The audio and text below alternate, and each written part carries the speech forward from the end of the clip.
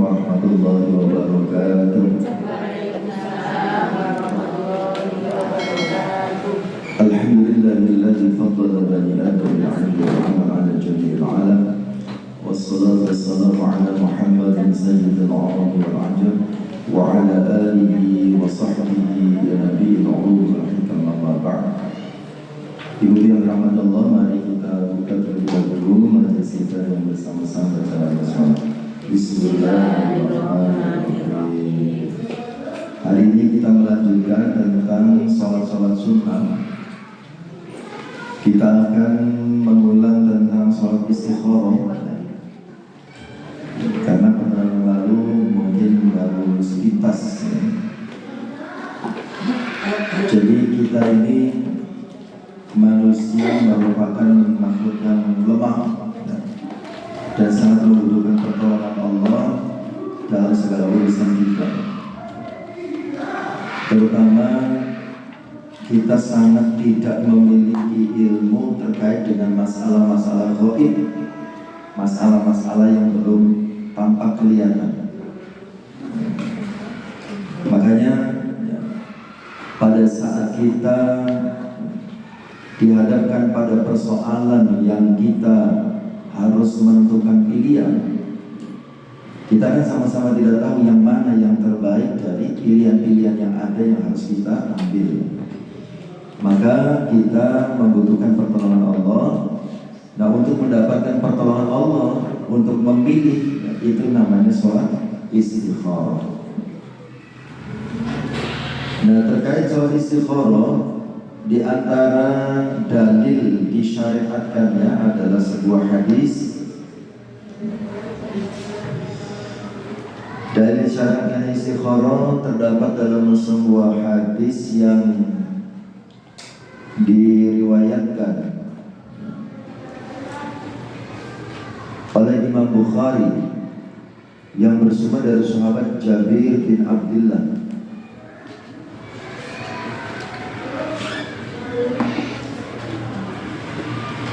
Rasulullah Sallallahu Alaihi Wasallam, kata sahabat Jabir, beliau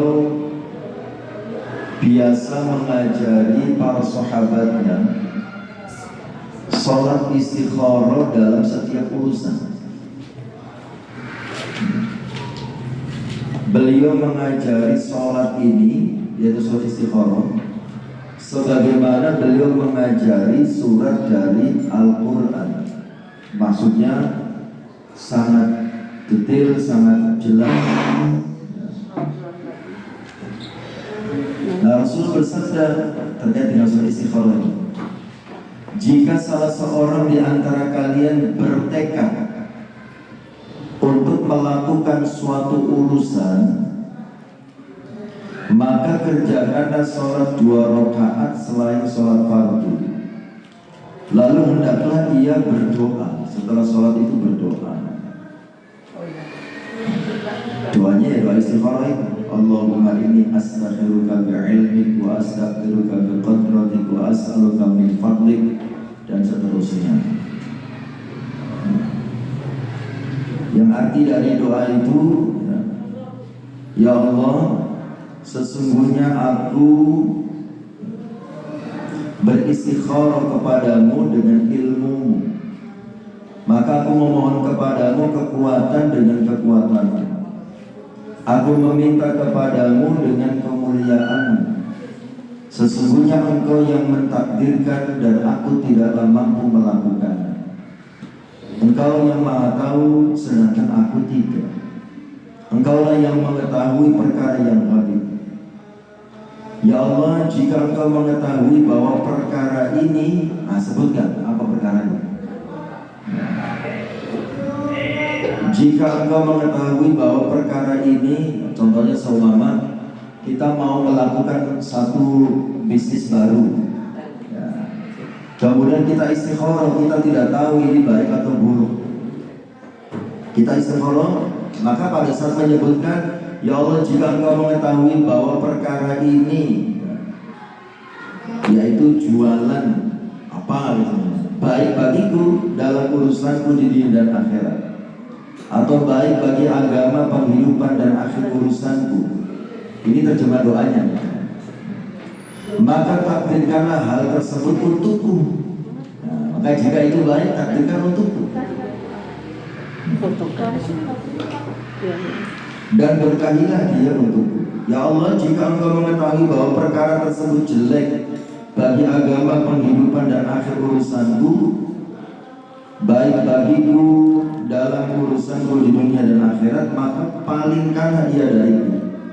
Takdirkanlah yang terbaik bagiku dimanapun itu, sehingga aku ridho dengannya. Nah, itu isi doanya begitu. Jadi kita minta diberikan keputusan oleh Allah Subhanahu wa Ta'ala. Kalau perkara itu baik, maka kita akan dimudahkan. Kalau perkara itu buruk, maka kita akan disulitkan mewujudkannya, dan kita diberi gantinya yang lebih baik.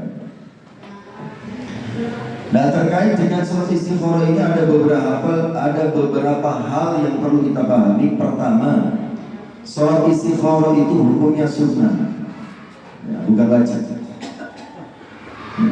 Hukumnya sunnah.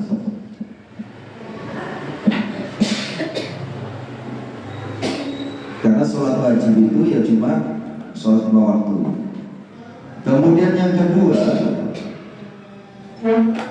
dalam melakukan sholat istikharah itu boleh dilakukan setelah sholat tahiyatul masjid.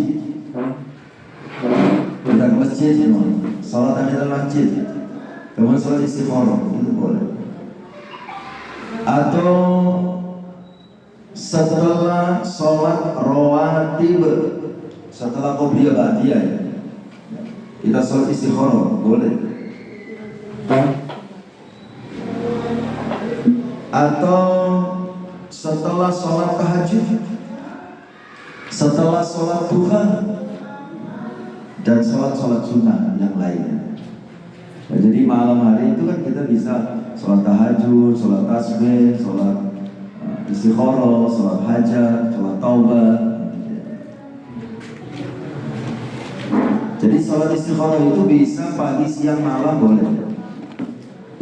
Bahkan jika sholat istikharah dilakukan dengan niat sholat sunnah rawatib atau sholat sunnah lainnya, itu boleh. Artinya kita tidak melakukan sholat istikharah secara khusus, sholat ba'diyah semuanya. Tapi setelah sholat ba'diyah kita membaca doa istikharah. Nah, itu juga boleh. Ya. Kita sholatnya sholat yang lain, sholat biasa, sholat sunnah yang lain, kemudian membaca doanya doa istikharah, itu juga boleh. Dilakukan sholat khusus, sholat sendiri, istikharah, diniati istikharah juga bisa. Di sini masih kosong nggak? Di sini? Enggak. Yang ketiga, nggak apa-apa, di sini maju. Ustaz Nawawi nggak apa-apa kok. Sudah jilat. Kemudian yang ketiga, sholat istikharah itu hanya dilakukan untuk perkara yang mubah, perkara yang hukum asalnya adalah boleh, mubah. Jadi istikharah itu bukan pada perkara yang wajib atau sunnah, bukan pula pada perkara yang makruh atau haram. Jadi istikharah itu untuk sesuatu yang mubah. Kalau perkara yang wajib, semua sholat duhur, sebelum sholat duhur jangan istikharah. Ini saya sholat duhur apa enggak? Nah, itu enggak boleh. Karena sholat duhur itu perkara wajib. Ya, tidak perlu istikharah, ya laksanakan saja. Perkara sunnah, ya. Contohnya asal umpamanya, ini saya sebaiknya menikah apa enggak ya? Nah, itu tidak perlu istikharah, wong itu sunnah. Ya. Tapi kalau nikahnya seumpamanya, saya nikahnya tahun ini atau tahun depan, nah itu boleh istikharah, menentukan waktunya gitu ya. Saya sebaiknya tahun ini apa tahun depan, itu boleh istikharah. Tapi kalau saya sebaiknya menikah apa enggak ya, nah itu enggak boleh. Karena itu hukumnya sudah jelas, menikah itu adalah sunnah. Jadi untuk perkara wajib, perkara sunnah, ya itu tidak perlu istikharah. Jadi yang istikharah itu perkara yang mubah. Begitu pula halnya perkara yang makruh dan haram, ya, itu tidak perlu diistikharah, nggak boleh, udah jelas. Ya. Perkara haram, ini saya sebaiknya selingkuh apa enggak ya? Seumpama gitu ya, dipikir, ditimbang baik buruknya gitu. Dia nggak perlu jelas haram beristikharah. Ya. Perkara yang makruh, ya. Seperti apa namanya, setelah makan jengkol kemudian ke musola. Ya. Ini saya habis makan jengkol, sebaiknya sebelum ke musola sikat gigi apa enggak ya? Tidak perlu, ya. Nggak perlu istikharah. Karena sudah jelas kita memasuki masjid atau musola setelah memakan makanan yang menimbulkan bau yang menyengat, itu hukumnya makruh. Ya. Tidak perlu istikharah. Artinya ya dibersihkan, sikat gigi dan seterusnya. Jadi hanya perkara-perkara yang mubah, ya, perkara-perkara yang hukumnya boleh. Termasuk memilih ketika sudah ada calon untuk menikah, gitu. Menikahnya tidak perlu diistikharah, gitu. Karena menikah itu sudah jelas hukumnya. Nah, memilihnya itu, ya, kita kan sama-sama tidak tahu si A, si B, si C ini yang terbaik yang mana, kita tidak tahu. Nah, itu istikharah. Kemudian yang keempat,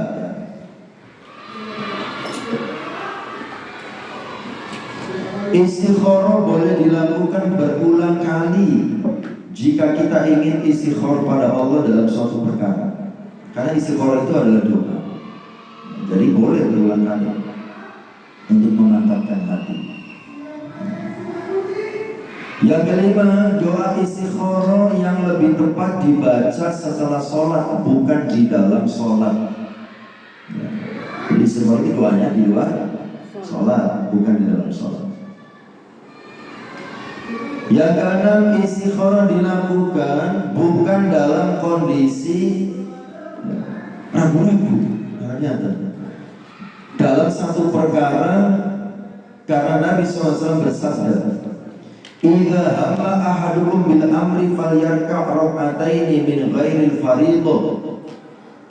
Jika salah seorang di antara kalian bertekad untuk melakukan suatu urusan, maka kerjakanlah sholat 2 rakaat selain sholat fardu. Begitu pula isi doa istikharah menunjukkan hal itu.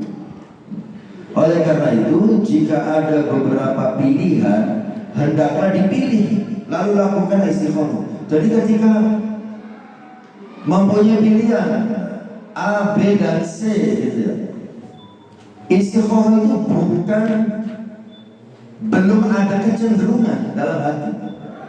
Tentukan dulu, gitu ya. Jadi ketika A, B, dan C, kita tentukan dulu, pilih A, ya. Kemudian istikharah. Ya. Nanti hasil dari istikharah itu, kalau yang kita pilih itu baik menurut Allah, kita dimudahkan untuk mendapatkannya. Tapi kalau menurut Allah itu tidak baik, ada aja gitu ya, persoalan yang membuat kita gagal untuk mendapatkan A. Oh, berarti itu tidak baik. Nah, penjelasannya begitu. Jadi istikharah itu, kita tentukan dulu pilihannya, baru istikharah. Kalau itu baik, dimudahkan oleh Allah. Kalau itu tidak baik, maka kita akan dipalingkan dari perkara yang buruk menurut Allah.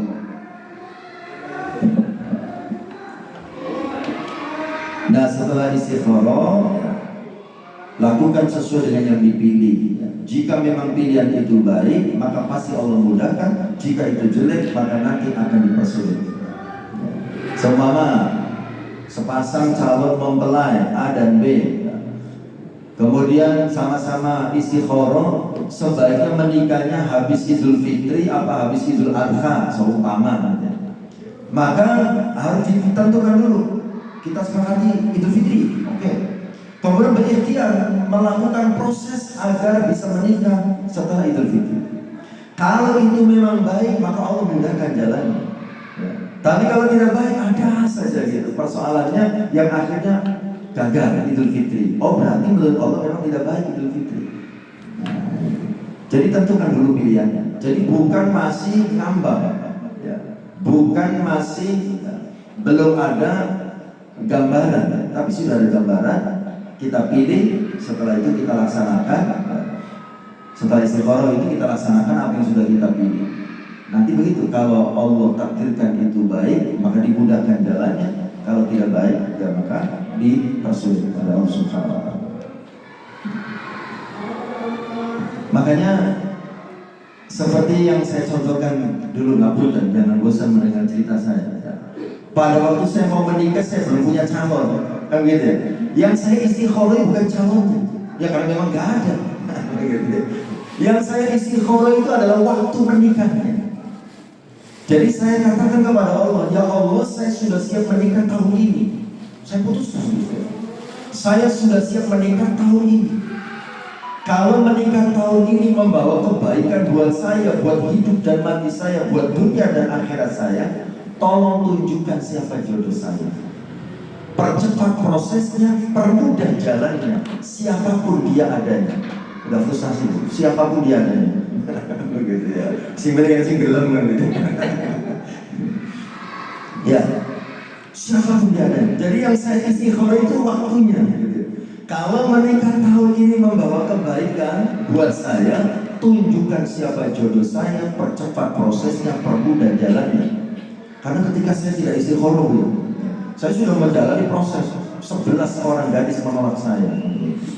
Mengerikan gitu ya. Ketika diajak menikah menolak gitu ya. Berarti memang tidak baik. Nah, saya istikharahnya waktu. Subhanallah ya. Karena Allah menentukan waktu itu adalah yang terbaik untuk saya untuk menikah. Allah datangkan calonnya. Nah, gitu. Jadi jangan kalau punya saudara, teman, keluarga atau siapapun gitu ya, yang sudah siap menikah tapi belum punya calonnya, bisa ditiru cara saya. Tapi ya itu ya, nggak boleh rewel ya. Kebanyakan yang gagal bolak-balik karena rewel. Gitu. Jadi kalau sudah diputuskan oleh Allah, sudah dihadirkan oleh Allah, ya sudah diterima. Jadi saya berdoa begitu, kalau tahun ini membawa kebaikan buat saya, menikah tahun ini membawa kebaikan saya, tunjukkan siapa jodoh saya, percepat prosesnya, permudah jalannya. 3 malam berturut-turut saya istikharah dengan doa seperti ini. Yang kedua, hari ketiganya ada seseorang memperkenalkan seorang gadis kepada saya, yang akhirnya menjadi ibu dari anak-anak saya. Dan itu Masya Allah ya. Kalau Allah sudah mempermudah ya. Kalau Allah sudah turun tangan, dimudahkan semuanya ya. Jadi 11 orang gadis sarjana semuanya menolak saya. Nah ini yang keempat lulusan SMA mau sama saya. Gitu ya. Ternyata saya sama sarjana itu gak baik kan gitu ya. Akhirnya dapatnya lulusan SMA. Ketika saya lamar, "Duk, sampai mau gak sama saya?" Kayak anak kecil ditawarin permen, Bu. Mau. Itu kalau Allah sudah memudahkan gitu ya, gampang banget. Mau. Kalau 11 orang sarjana itu menolak dengan berbagai argumentasi yang akademis. Ngomong segala macam panjang lebar, intinya nolak kan gitu ya. Tapi kalau sudah dimudahkan gampang banget. Mau. Oke. Baik, kembali ke masalah utamanya. Jadi istikharah itu tentukan dulu pilihannya, gitu ya. Saya memilih tahun ini menikah, saya tentukan. Setelah itu serahkan kepada Allah. Ya, nanti kalau Allah memang baik menikah tahun itu, ya didatangkan calonnya, kan begitu ya. Kalau tidak baik, ya berarti tidak ada yang didatangkan oleh Allah Subhanahu wa Ta'ala. Itu contohnya kasus menikah. Dan bisa dengan kasus-kasus yang lain. Jadi tentukan dulu, kemudian istikharah. Kalau itu baik, maka Allah yang akan memberikan kemudahan. Ketujuh, sebagian ulama menganjurkan ketika sholat istikharah pada rakaat pertama setelah membaca Al-Fatihah, membaca surah Al-Kafirun, Qul ya ayyuhal kafirun. Dan pada rakaat kedua membaca surah Al-Ikhlas, Qul huwallahu ahad.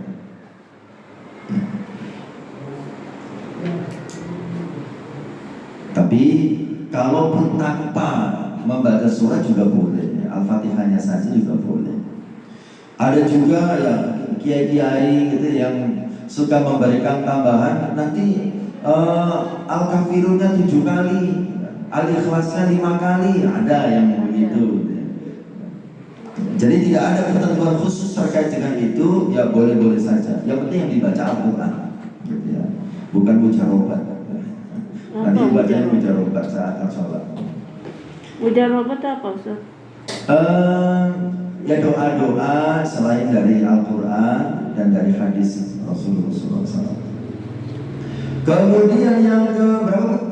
8. Perlu dipahami terkait dengan soal istikharah itu, melihat dalam mimpi mengenai pilihannya bukanlah syarat dalam istikharah.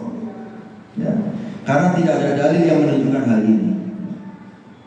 Namun orang-orang awam masih banyak yang memiliki pemahaman semacam ini. Jadi yang tepat istikharah tidak mesti menunggu mimpi. Jadi yang jadi pilihan dan sudah jadi tekad untuk dilakukan, maka itulah yang dilakukan. Ya. Jadi mendapatkan mimpi itu bukan sebuah keharusan, ya. Baik dan buruknya sesuatu yang kita pilih.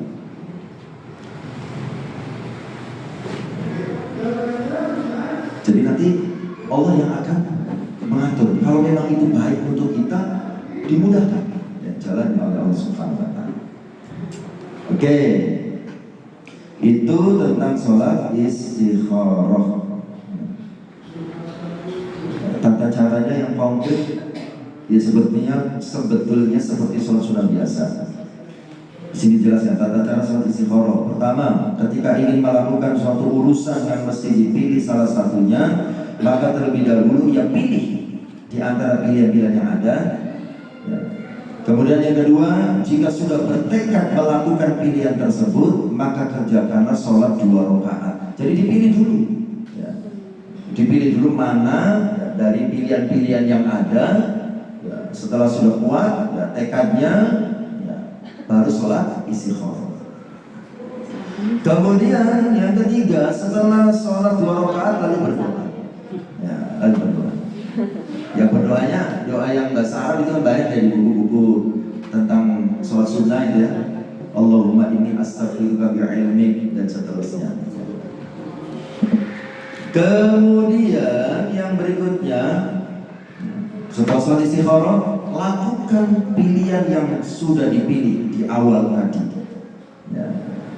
Terserah ia saat selesai sholat merasa mantap ataupun tidak harus menunggu mimpi. Kenapa? Karena jika itu baik baginya maka Allah mudahkan. Ya. Sekalipun masih ada keraguan ya setelah sholat itu ya, ini apakah bukan? Dilakukan aja. Ya. Nanti kalau memang itu baik, Allah mudahkan jalannya. Ya. Tapi kalau tidak baik, maka akan dipersulit oleh Allah Subhanahu wa Ta'ala, ya, sehingga kita bisa istikharah lagi dengan memilih pilihan berikutnya. Itu terkait dengan sholat istikharah. Jadi sekali lagi istikharah itu untuk hal-hal yang mubah, bukan hal-hal yang wajib atau sunnah. Mau sholat tarawih, jangan di rumah istikharah dulu. Ini saya sebaiknya sholat tarawih apa enggak ya? Enggak perlu, sholat tarawih itu sudah jelas hukumnya. Kemudian yang berikutnya, ya, setelah sholat istikharah kita ke sholat hajat.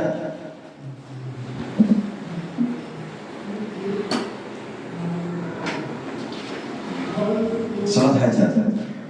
Kadang-kadang orang ada kesulitan membedakan sholat istikharah dengan sholat hajat. Nah, beda. Tak tasbih dulu tak Ustaz? Ya nanti belakang. Tidak apa-apa, tidak harus dulu. Sholat hajat. Kalau istikharah itu kan bingung dengan pilihan-pilihan ya. Kalau sholat hajat itu ya, ketika kita memang punya hajat kepada Allah atau punya hajat kepada manusia ya. Para ulama menganjurkan sholat hajat ya. Jadi pada saat kita punya hajat kepada Allah atau pada sesama manusia ya, atau bahkan sholat hajat itu juga bisa dilakukan ketika kita meminta kesembuhan dari penyakit. Itu sholat hajat ya. minta disembuhkan dari penyakit itu sholat hajat.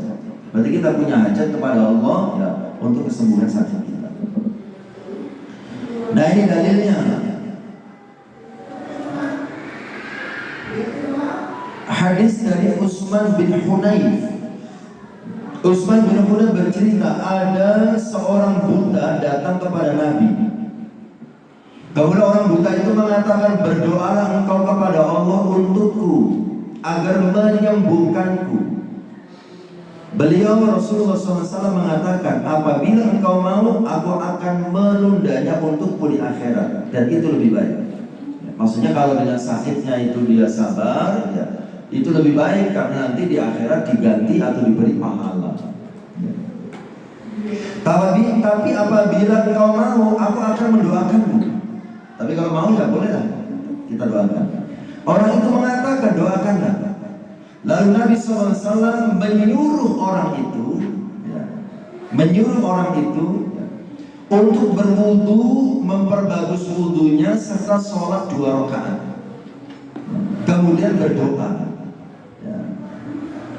Doanya di sini dicontohkan, Allahumma inni as'aluka wa atawajjahu ilaika bi Muhammadin nabiyyir rahmah. Ya Muhammad, inni qad tawajjahtu bika ila rabbi fi hajati hadhihi lituqda. Allahumma fasyafi'hu fi. Ya. Artinya, ya Allah, sesungguhnya aku memohon kepadamu dan menghadap kepadamu dengan Muhammad Nabiyyur Rahmah. Wahai Muhammad, sesungguhnya aku menghadap kepada Rabbku denganmu dalam kebutuhanku ini agar ditunaikan. Ya Allah, terimalah syafaatnya untukku. Nah, itu dalilnya. Ketika kita punya hajat, kalau kita sholat sunnah hajat 2 rakaat, bisa karena minta kesembuhan, ya. Bisa karena apa? Ya. Kita punya hajat apa? Kita minta kepada Allah Subhanahu wa Ta'ala. Dalil yang kedua, Rasulullah SAW bersabda, barang siapa yang mempunyai kebutuhan kepada Allah, punya kebutuhan kepada Allah, ya. Seumpama kita punya utang, pengen melunasi utang kita, sholat hajat. Ya Allah, saya punya utang, ya, tolong lunaskan utang-utang saya, atau mudahkan dalam membayar utang saya. Barang siapa punya hajat kepada Allah atau kepada seseorang dari Bani Adam, maka berwudulah dan perbaikilah wudunya, kemudian sholat 2 rakaat. Jangan punya hajat dengan seseorang, itu disolati dulu, sholat hajat. Jadi mau minta tolong seumpama gitu ya, wah luar biasa kalau dipraktekkan. Jangan ada hajat seumpama pengen bangun rumah, kemudian mau menghubungi kontraktor atau tukang, bahasa sederhananya gitu ya. Kita mau menghubungi, kita sholat hajat dulu 2 rakaat, ya.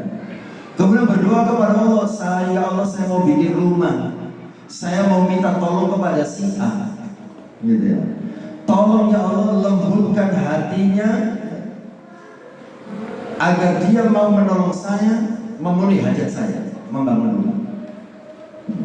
Nah, itu dampaknya apa? Kita berdoa seperti itu ketika kita punya hajat. Dampaknya, pada saat orang yang kita minta tolong itu mau menolong kita, tidak ada kesombongan dalam diri kita. Karena itu atas takdir dan kehendak Allah. Karena ada orang itu yang suka sombong itu, ya mesti gelem, aku sih ngongkon kok, gitu ya, mau suka gelem aku. Ya. Nah, itu bisa timbul kesombongan. Dan seandainya orang yang kita minta tolong itu tidak mau, gitu ya, maka kita tidak sakit hati. Ya. Kadang-kadang kita kan ada yang tersinggung gitu, kita minta tolong orang yang nggak mau kan begitu ya. Ya Allah, aku khawatir gak dibayar piye loh. Aku ya iso bayari gitu. Kita tidak akan emosi. Ya. Karena itu yang terbaik menurut Allah Subhanahu wa Ta'ala. Bisa jadi ya, kalau kita tidak sholat hajat dulu, langsung menghubungi orang itu mau, kemudian kita ditipu sama dia. Kan banyak kejadian gitu ya, ditipu sama kontraktornya kan begitu ya, di markup dan seterusnya, padahal kualifikasi barangnya buruk dan seterusnya. Kita mau beli mobil, seumpama kan begitu ya. Sholat hajat dulu, sekalipun uangnya sudah ada. Sholat hajat, matur sama Allah, ya Allah saya mau beli mobil, ya, tolong berikan saya kemudahan. Baru berangkat beli mobil. Karena bisa jadi ketika orang tidak matur dulu kepada Allah, mau melakukan sesuatu, ya, digagalkan oleh Allah Subhanahu wa Ta'ala. Karena dianggap dia sombong, tidak butuh kepada Allah.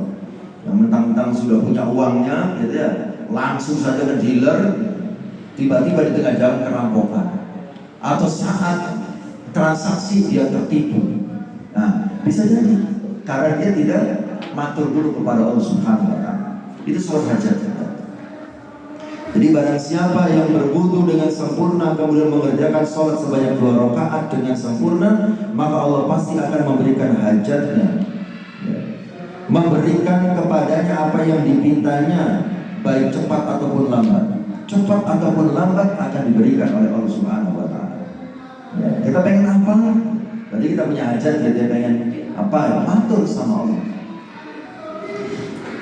Jangan pernah meninggalkan Allah. Intinya begitu dengan salat hajat itu. Jangan pernah meninggalkan Allah. Karena Allah mengatakan wa ma bikum min ni'matin faminallah. Semua nikmat yang ada pada diri kalian itu sumbernya dari Allah. Lahu ma fis samawati wa ma fil ardh, milik Allah semua yang ada di langit dan semua yang ada di bumi. Ya, jadi kenapa kita harus matur kepada Allah di antara dengan salat hajat ini? Karena semua nikmat sumbernya dari Allah. Kemudian segala sesuatu yang ada di atas muka bumi itu milik Allah. Dan yang ketiga, semua yang ada di atas muka bumi itu dalam kendali Allah, dikendalikan oleh Allah. Ya. Kita semua punya kendala, tapi jangan lupa Allah yang pegang kendali. Maka libatkan Allah dalam segala urusan, maka Allah akan berikan segala kemudahan. Kalau Allah sudah ikut andil, maka tidak ada yang mustahil. Ya, libatkan Allah, ya, nanti akan dimudahkan semua urusan kita. Makanya mungkin dulu sempat saya sampaikan terkait dengan me time, gitu ya. Me time. Me time itu adalah menjeda hidup sejenak dari aktivitas kita untuk fokus berbicara dengan Allah Subhanahu wa Ta'ala. Itu namanya me time, gitu ya. Menjeda hidup sejenak dari aktivitas hidup kita untuk fokus berbicara dengan Allah Subhanahu wa Ta'ala. Nah, berbicara dengan Allah itu bisa dengan sholat hajat ini. Jadi ketika kita punya masalah yang berat seumpama gitu ya, jangan ditanggung sendiri. Banyak orang yang stres ketika menghadapi masalah karena semua masalah dia tanggung sendiri di atas pundaknya, berat. Maka sampaikan kepada Allah. Jadi me time, matur kepada Allah itu ya dengan bahasa yang sederhana saja sudah bisa dilakukan. Kita diam saja, kita dapat masalah baru, tiba-tiba datang masalah itu. Tenang, jangan panik, langsung matur pada Allah. Ini berat buat saya, tolong temani saya, dampingi saya, bimbing saya, kuatkan saya. Itu pengaruhnya besar. Asal dengan fokus hatinya dihadirkan, konsentrasi, seolah-olah kita betul-betul berhadapan dengan Allah Subhanahu wa Ta'ala. Kita itu kan sering membicarakan Allah, tapi jarang berbicara dengan Allah. Membicarakan Allah itu seperti apa? Allah itu maha besar, Allah itu maha kuasa, kekuasaan Allah tidak terbatas, Allah maha mengabulkan doa-doa. Itu namanya kita sedang membicarakan Allah. Tapi seberapa sering kita berbicara dengan Allah? Berbicara dengan Allah itu lewat salat-salat kita. Rasulullah SAW memberikan solusi kepada kita. Kalau ada masalah, menghadap Allah, matur kepada Allah lewat salat-salat kita. Karena Allah juga sendiri mengatakan dalam Al-Baqarah 45 itu kan, wasta'inu bis-sabri was-salah. Minta tolong kepada Allah dengan cara apa? Sabar dan salat. Jadi kalau ada masalah itu jangan update status, Besti, aku lagi mumet nih. Jangan update status, tapi sholat, matur sama Allah, menangislah kepada Allah, bersimpuh bersujud kepada Allah, curhat sama Allah, apapun masalah. Nah gitu itu kan. Kalau sering curhat sama manusia, katanya kamu sudah curhat plong Ustaz, kata begitu ya. Plong tapi belum tentu ada solusi. Ya. Tapi coba curhatnya kepada Allah. Insya Allah tidak hanya membuat hati kita plong dan tenang, tapi Allah akan menuntun kita menuju solusi yang kita butuhkan. Makanya Rasulullah SAW ketika perang Badar itu perang yang sangat berat itu. Kekuatan tidak imbang, 300 lawan 1000, persenjataan juga tidak imbang. Pasukan kaum muslimin yang punya kuda itu cuma satu pada waktu itu. Pasukan berkuda cuma satu. Sementara pasukan kaum muslimin ratusan ekor kuda. Itu berat sekali. Amin Rasulullah. Kata sahabat Ali, besok pagi perang, malam harinya tidak ada satupun yang bangun, semuanya tertidur kecuali Rasulullah SAW. Beliau SAW.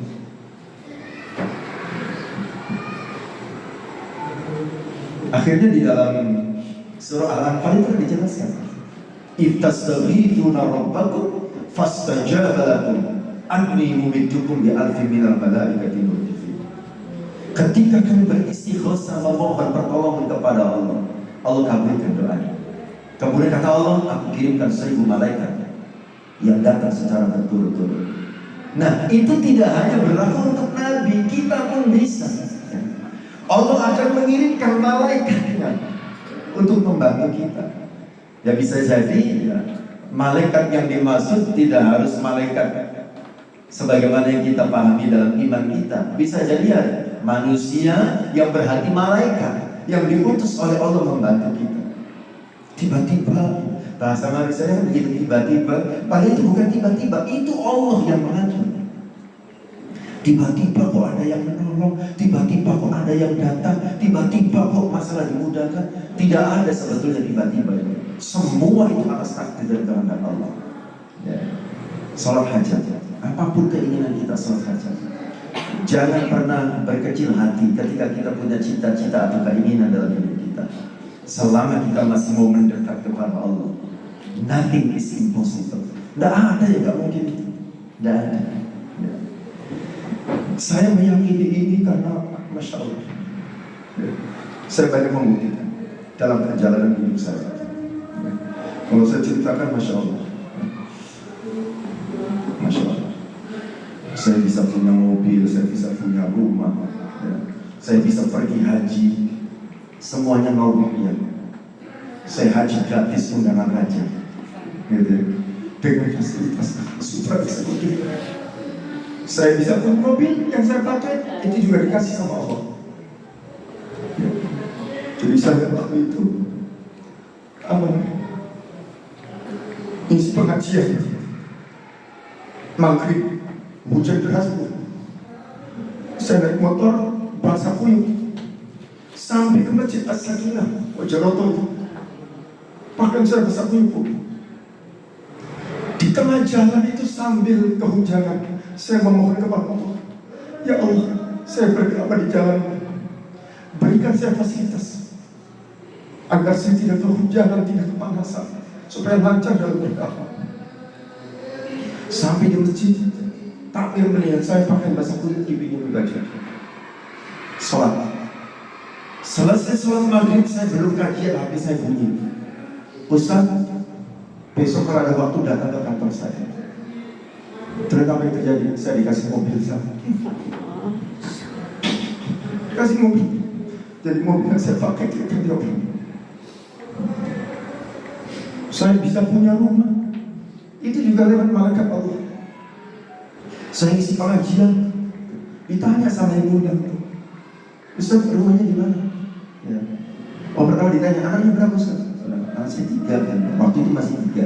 Sekarang kan 4. Masih nambah lagi. Waktu itu anak saya 3. Punya anak 3 saya baru punya rumah. Itu atas takdir Allah. Ustaz, anaknya berapa? 3. Rumahnya di mana? Sementara di bulan. Loh kok sementara? Ya sementara saya masih kontrak. Itu kontrak saya ke-9 kali sebenarnya. Saya kontrak dari pertama menikah itu. Itu kontrak yang ke-9. Gitu. Loh, anaknya 3, rumahnya masih kontrak, kata orang itu. Itu nggak bagus Ustaz. Ya bagaimana, doakan saja Pak Sandi. Saya tidak perlu mendoakan jenengan. Cari rumah yang dijual saya bantu. Masya Allah. Saya cari rumah yang dijual nggak ketemu, tapi saya ketemu dengan orang baik yang lain. Ustaz, saya siap bangunkan rumah dari awal. Ustaz punya uang berapa? Silakan diberikan untuk modal saya bangun. Sisanya Ustaz cicil semampunya. Saya sampaikan kepada orang yang pertama itu, langsung dikasih uang 50 juta cash pada waktu itu. Ini untuk bikin rumah. Selanjutnya, alhamdulillah, qadarullah. Gak apa-apa ya saya bercerita ya. Tinggal 4 kali lagi rumah saya lunas. 4 kali cicilan lagi selesai. Saya telaten, cicilan per bulannya 2,5 juta. Qadarullah. Ini semua adalah takdir Allah Subhanahu wa Ta'ala. Mohon maaf kalau saya bercerita, karena menurut saya testimoni dari pengalaman pribadi itu lebih nyata. Ya, lebih nyata. Ya, tidak sekedar tema. Orang tua saya, mertua saya sempat ketakutan. Punya anak menantu, sudah punya anak 3 tapi belum punya rumah. Ya Allah, ini masalah. Allah punya kuasa. Saya tidak pernah berkecil hati dalam menjalani hidup. Karena kita punya apa? Saya haji gratis, 0 rupiah. Saya nggak tahu di Kediri ada nggak yang bisa mendapatkan nikmat seperti saya. Bukannya menyombongkan diri, karena memang tidak mudah. Undangan kerajaan Saudi Arabia, gratis hajinya dengan fasilitas super eksekutif. Saya berhaji dengan tokoh-tokoh nasional. Kalau dari NU Gus Solah, Kiai Haji Salahuddin Wahid almarhum.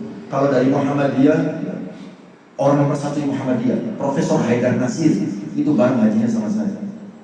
1 kloter, 1 ruangan, 1 kamar dengan saya. Allah Subhanahu wa Ta'ala semua yang mentakdirkan. Jadi berdasarkan pengalaman-pengalaman ini, jangan pernah berkecil hati. Allah itu betul-betul ada. Allah itu betul-betul maha kuasa. Dan kekuasaan Allah tidak terbatas. Cuma seringkali itu kita itu terlalu sering membicarakan Allah, tapi jarang berbicara sama Allah. Bicaralah sama Allah. Apa yang menjadi masalah kita, apa yang menjadi hajat kita, sampaikan kepada Allah. Sampaikan kepada Allah. Ya, dengan bahasa yang ringan saja gitu ya. Tiba-tiba kita mengatakan, kita diam sejenak. Ya Allah, ini berat buat saya. Tolong dampingi saya, temani saya, bimbing saya, ringankan masalah ini ya Allah. Sudah begitu saja. Hadirkan hati dan pikiran kita mantul kepada Allah. Ya, insya Allah. Ya. Tidak hanya ketenangan hati yang kita dapatkan, tapi solusi dari masalah yang kita hadapi dalam hidup kita. Ya. Jadi sholat-sholat yang dicontohkan oleh Rasulullah SAW ini merupakan sarana bagi kita, media bagi kita untuk ngobrol dengan Allah. Ya, me time. Ya, kita berbicara dengan, ada waktu khusus ya, me time gitu ya. Ada waktu khusus kita bermunajat ya kepada Allah Subhanahu wa Ta'ala. Apapun masalah kita, sampaikan ya kepada Allah Subhanahu wa Ta'ala. Baik, itu ya sholat hajat ya. Jadi kalau kita ada hajat, apakah hajat kepada Allah ataupun hajat kepada manusia, matur pada Allah. Hal-hal sederhana, kita mulai lagi dari hal-hal sederhana gitu ya. Kita mau beli HP suruh gitu ya, sholat dulu ya. Ya Allah, saya mau beli HP Allah ya. Kalau berikan saya kemudahan. Mau sudah punya uang ataupun belum ya, kita tetap sholat hajat dulu ya. Udah ada uangnya, tinggal berangkat ke counter, sholat dulu ya. Sholat 2 rakaat, doa, ya Allah saya mau beli HP. Tolong temani saya dan bimbing saya supaya saya bisa dapat HP yang membawa kemanfaatan untuk saya ya. Nanti diberikan HP yang baik, ya tidak gampang rusak kan begitu ya. HP-nya itu bermanfaat gitu ya, tidak digunakan untuk maksiat dan seterusnya ya. Sampai kepada Allah apapun hajat kita. Baik, ibu yang dirahmati Allah ya. Kemudian nah ini Rasulullah SAW juga bersabda dalam hadis yang lain ya, terkait dengan sholat hajat ini. Setelah kita sholat, thumma yas'alullah min amri dunya wal akhirah ma sya'a fa innahu yaqdir ya. Kemudian mintalah kepada Allah baik urusan dunia ataupun urusan akhirat ya, yang Dia kehendaki ya, maka Allah yang akan menetapkan. Ya, Allah nanti akan mengaturnya.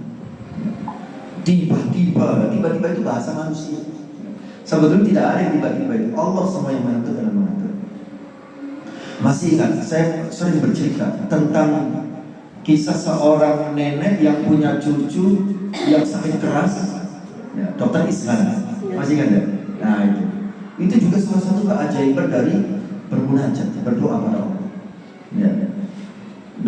Seorang nenek punya cucu sedang sakit keras. Kata rumah sakit yang ada di wilayahnya, ini tidak ada dokter yang bisa menangani di sini karena butuh dokter spesialis bedah. Ya. Nenek itu tiap hari berdoa kepada Allah. Ya. Allah datangkan dokter ahli bedah itu datang ke rumahnya. Padahal dokter ahli bedah yang disebut oleh rumah sakit itu orang yang sangat jauh dari luar kota dengan sangat sibuk luar biasa. Tapi Allah dengan kehendaknya menghadirkan ke rumah nenek itu. Bagaimana caranya? Terserah Allah. Kalau dalam kisahnya, ini dari Pakistan kisahnya. Dokter itu namanya Dokter Ishan. Dia bepergian ke luar kota untuk mengisi sebuah acara. Dia naik pesawat. Tiba-tiba pesawat mengalami kerusakan mesin, akhirnya mendarat darurat.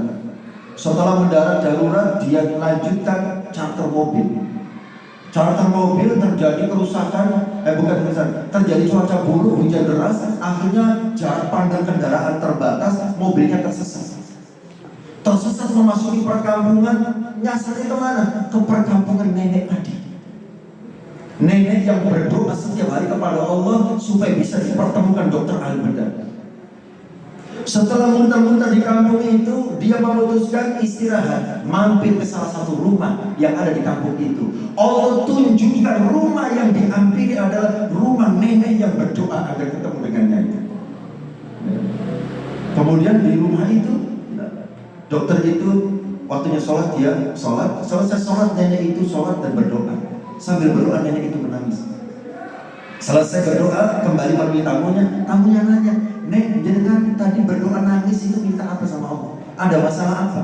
Dia cerita, "Saya punya cucu sakit, kata dokter di rumah sakit yang bisa ngobati sakit susah itu seorang dokter ahli bedah. Ini kota kecil, gak ada dokter ahli bedah. Akhirnya saya berdoa kepada Allah supaya bisa ditemukan dengan dokter ahli bedah itu." Tamunya nanya, "Sebentar, itu dokter ahli bedah yang disebutkan rumah sakit di sini siapa namanya?" Katanya namanya Dokter Ishan. Masya Allah. Dokter itu berteriak, Allah. Nah, ternyata yang menyebabkan pesawat yang saya naiki mengalami kerusakan mesin itu penyebabnya adalah doa-doa yang panjangan kepada Allah selama ini. Ternyata yang menyebabkan terjadinya cuaca buruk sehingga mobil saya tersesat itu karena doa panjangnya. Ternyata yang menyebabkan saya mampir ke rumah ini ketemu dengan jenengan saat ini itu karena doa-doa panjangnya. Neneknya bingung.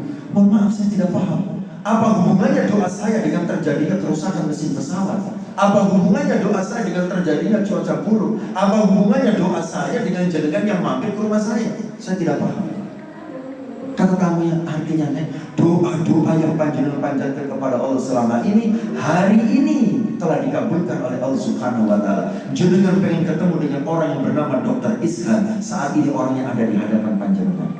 Perkenalkan, nama saya Dokter Ishan. Ini keajaiban doa, keajaiban munajat kepada Allah Subhanahu wa Ta'ala. Makanya tetap yakin kepada Allah Subhanahu wa Ta'ala. Datangi Allah, apapun masalah kita, apapun hajat kita, datang kepada Allah. Jangan kemana-mana, datang kepada Allah. Masih ingat kisah dua orang ateis? Kisah ateis dan orang yang beriman. Mohon maaf. Seorang tukang cukur yang ateis dan yang dicukur orang yang beriman. Si ateis itu berkata kepada orang yang beriman yang dicukur itu, "Pak, saya itu tidak percaya adanya Tuhan. Kalaupun Tuhan itu ada, saya tidak percaya Tuhan itu Maha Kuasa." Yang dicukur orang yang beriman itu bertanya, "Loh, kenapa Anda meragukan eksistensi Tuhan?" Tukang cukur mengatakan, "Kalau Tuhan itu memang ada, kalau Tuhan itu Maha Kuasa, gitu ya, kenapa di luar sana masih banyak orang yang hidupnya susah? Gitu. Kalau Tuhan itu ada, Tuhan Maha Kuasa, Tuhan Maha Kaya, kenapa tidak dibuat saja kaya semuanya? Selesai." Yes. Tapi buktinya masih banyak orang yang hidupnya susah. Berarti Tuhan itu tidak ada. Kalaupun ada, Dia tidak maha kuasa. Awalnya yang dicukur orang yang beriman itu bingung memberikan respon atau jawaban. Sampai selesai cukur dia tidak ada jawaban. Sampai keluar. Nah, ketika dia keluar dapat inspirasi dari Allah Subhanahu wa Ta'ala, dapat jawaban. Dia melihat ada seorang anak muda rambutnya gondrong sedang ngamen. Ini jawabannya. Anak muda itu diajak masuk menemui tukang cukur tadi. Tukang cukur, saya sudah tahu jawabannya. Apa Pak? Jawabannya begini. Saya tidak percaya kalau tukang cukur itu ada. Ya, tukang cukurnya ketawa, jenengan ini aneh-aneh aja.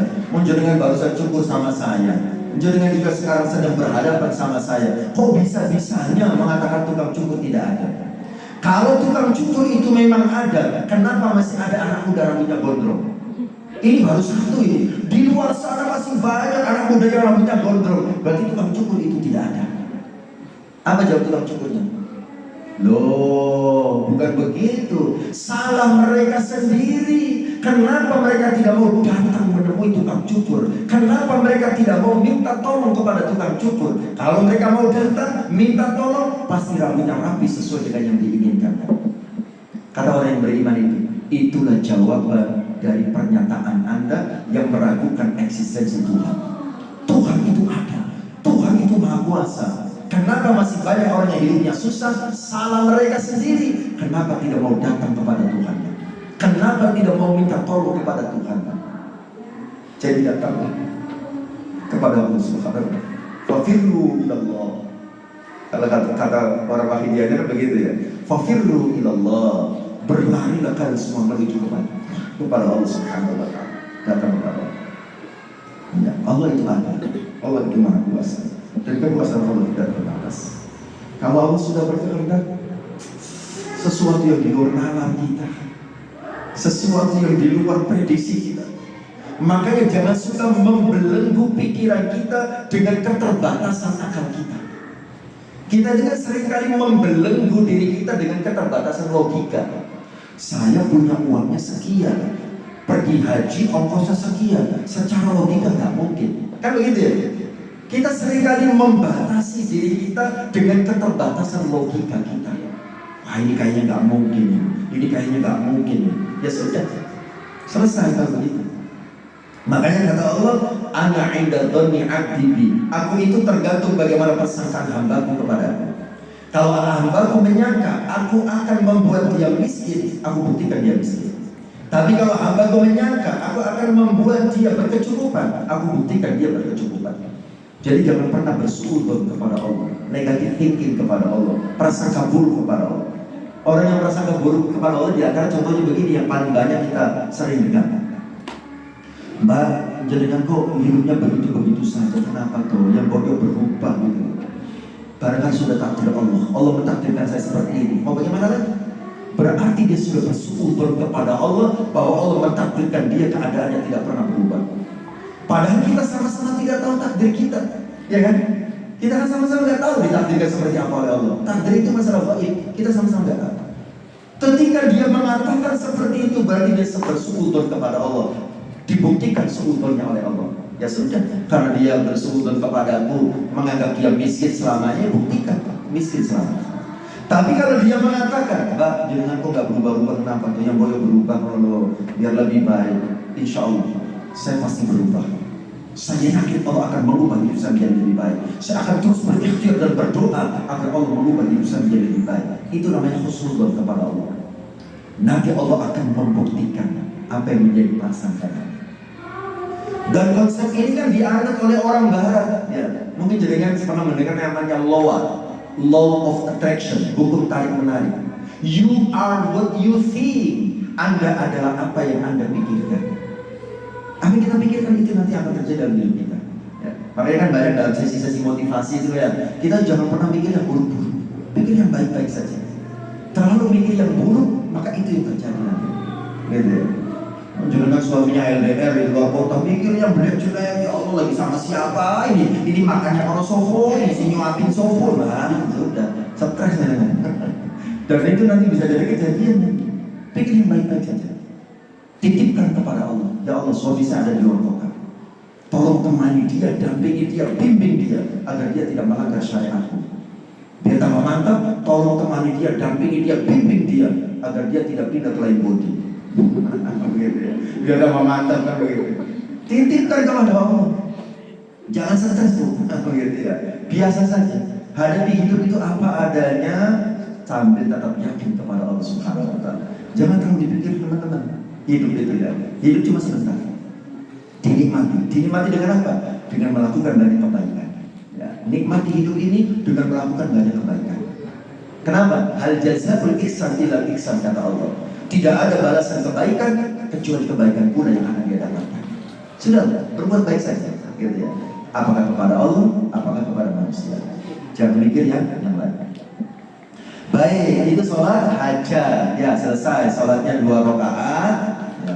Kemudian apa yang menjadi hajat kita sampaikan kepada Allah. Sama dengan sholat istikharah, sholat hajat itu bisa dilakukan baik pagi hari, siang hari, sore hari, ataupun malam hari. Tapi kalau kita kaitkan dengan waktu mustajabah berdoa, tentunya di sepertiga malam yang ketiga itu yang utama, gitu ya. Karena itu waktu mustajabah untuk berdoa. Satu kali lagi terakhir, karena untuk bulan puasa, mohon maaf ya 1 jam saja. Saya nanti ngelak. Yang nanti nggak kuat gawat.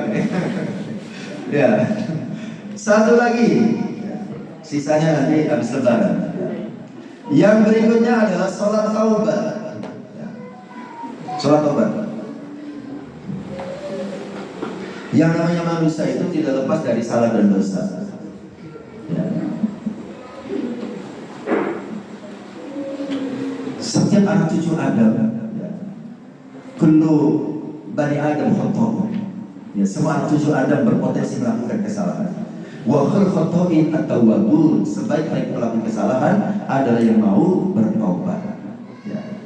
Sholat taubat itu sholat yang disunahkan berdasarkan kesepakatan semua ulama karena ada hadisnya. Hadisnya dari Abu Bakar As-Siddiq. Rasulullah SAW bersabda, tidaklah seorang hamba melakukan dosa, kemudian ia bersuci dengan baik, kemudian berdiri untuk melakukan sholat 2 rakaat, kemudian dia meminta ampun kepada Allah Subhanahu wa taala, maka Allah akan mengampuni dosa-dosanya. Ya, sholat taubat. Sholat taubat itu bagian dari pertobatan. Ya. Sebetulnya ya, yang perlu ditobati itu adalah dosa besar. Ya. Kalau dosa kecil itu, ya Ibu biar Allah, sekalipun kita tidak bertobat secara khusus, kalau dosa kecil itu bisa diampuni oleh Allah dengan ibadah-ibadah kita, dengan sholat kita, dosa kecil diampuni oleh Allah. Contohnya dosa kecil itu apa sih? Ya. Dosa kecil itu contohnya seumpama ya, kita dikasih nikmat sehat, kita dikasih nikmat waktu luang, tapi waktu luangnya lebih banyak digunakan untuk scroll HP, lihat gambar-gambar, lihat foto-foto, lihat video-video, lihat segala macam yang tidak ada kebaikannya sama sekali. Itu dosa kecil. Itu bisa diampuni oleh Allah sekalipun tidak bertobat ya. Dengan sholat bisa diampuni ya. Dengan puasa bisa diampuni ya. Dengan amal-amal ibadah yang lain bisa diampuni. Tapi kalau dosa besar itu perlu ditobati secara khusus ya.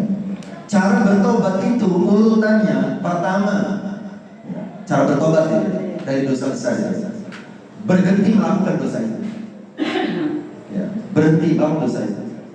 Yang kedua, menyesali. Yang ketiga, tidak akan melakukannya lagi. Ya.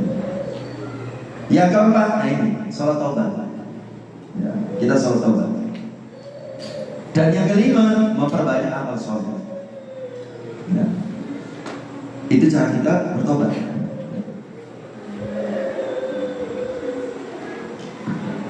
Dan sholat taubat ini juga baik dilakukan setiap hari. Sekalipun kita barangkali tidak merasa melakukan dosa besar. Karena dosa besar itu kadang-kadang ya tidak kita rasa. Kita menyakiti hati orang tua itu dosa besar. Ya. Kita wajahnya gak enak dipandang orang tua, kemudian orang tua sakit hatinya, itu dosa besar. Nah makanya banyak-banyak bertobat. Ya.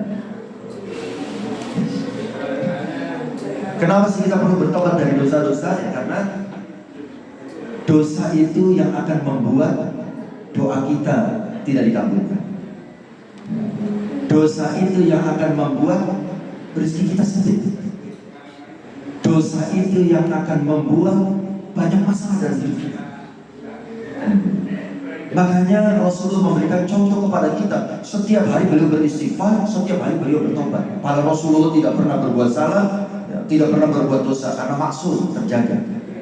Tapi beliau memberikan contoh kepada kita. Karena ada hadisnya.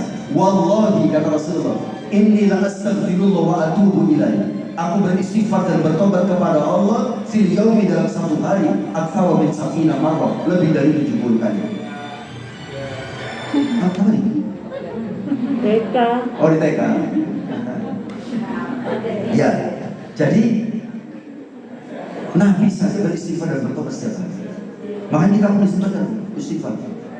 Dan Masya Allah, semakin banyak istighfar itu semakin dahsyat. Jadi nggak pernah istighfar 1 kali dulu 2000 kali. Astagfirullah.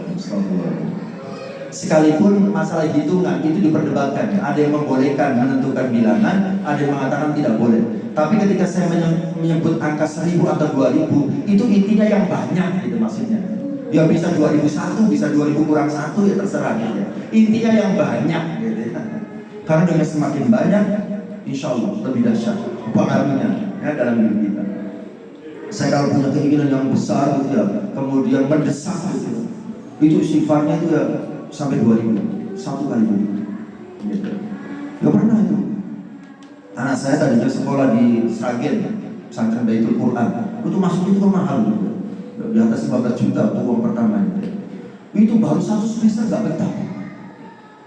Minta pindah. Dan gak bisa dicegah, akhirnya pindah. Nah untuk masuk pondok lagi, yang lain lagi, biaya akan besar lagi. Kalau nggak dicarikan biayanya, kan begitu ya. Anak saya nganggur nanti nggak sekolah. Ya sudah, saya punya Allah, saya berdoa, saya awal dengan sifat. Qadarullah. Ya ketemu dengan orang, ya teman sendiri yang lama nggak berkomunikasi. Ya. Kemudian setelah ngobrol itu kan biasanya kan saling ngobrol tentang keluarga, gimana anaknya. Artinya saling bicara tentang anak. Saya lagi buka ini dan kenapa? Anak saya tadi mondok di sini pindah lagi pondok lain tuh. Nah itu kan duit lagi saya bilang. Nah sementara saya kan begini dan seterusnya. Subhanallah, Allah mentakdirkan dia dipertemukan oleh Allah kepada saya. Ya sudahlah, kita ini kan sudah seperti saudara, gak usah pusing dapat itu. Berapa tuh butuhnya? Masya Allah. Allah yang menggerakkan. Ya. Itu banyak sekali, sering terjadi begitu. Banyak sekali. Ada yang tiba-tiba ada uangnya, mungkin jadi nggak pernah barangkali ya. Saya pernah, sekalipun nggak besar, tiba-tiba ada uangnya kan begitu ya. Ketika saya membutuhkan, astagfirullah. Ya. Tapi itulah yang terjadi. Ya. Jadi artinya yakinlah dengan Allah, datanglah kepada Allah. Apapun masalahnya datang kepada Allah. Ya, sebelum datang kepada manusia, datang dulu kepada Allah. Kita boleh minta tolong kepada manusia itu boleh, gitu ya. Ya. Bukannya tidak boleh, karena kebutuhan manusia itu kan ada dua ya. Ada kebutuhan yang hanya bisa dipenuhi oleh Allah, maka kita harus minta langsung kepada Allah. Dan ada kebutuhan manusia yang ditakdirkan oleh Allah bisa dipenuhi lewat makhluknya. Maka yang ditakdirkan Allah bisa dipenuhi lewat makhluknya, kita bisa minta tolong kepada makhluk. Tapi tadi itu ya akan lebih baik bab soal hajat tadi. Sekalipun kita ada hajat kepada orang, kita matur dulu kepada Allah. Gitu ya. Supaya apa? Supaya Allah memberikan kemudahan. Ya. Sekalipun kita mau minta tolong kepada orang, nanti orang itu yang awalnya tidak mau nolong karena kita sudah matur sama pemilik hati. Manusia itu kan punya hati. Yang menggerakkan dan mengendalikan hati adalah Allah. Ya Allah, gerakkan hati orang itu, lembutkan hatinya agar dia mau menolong saya.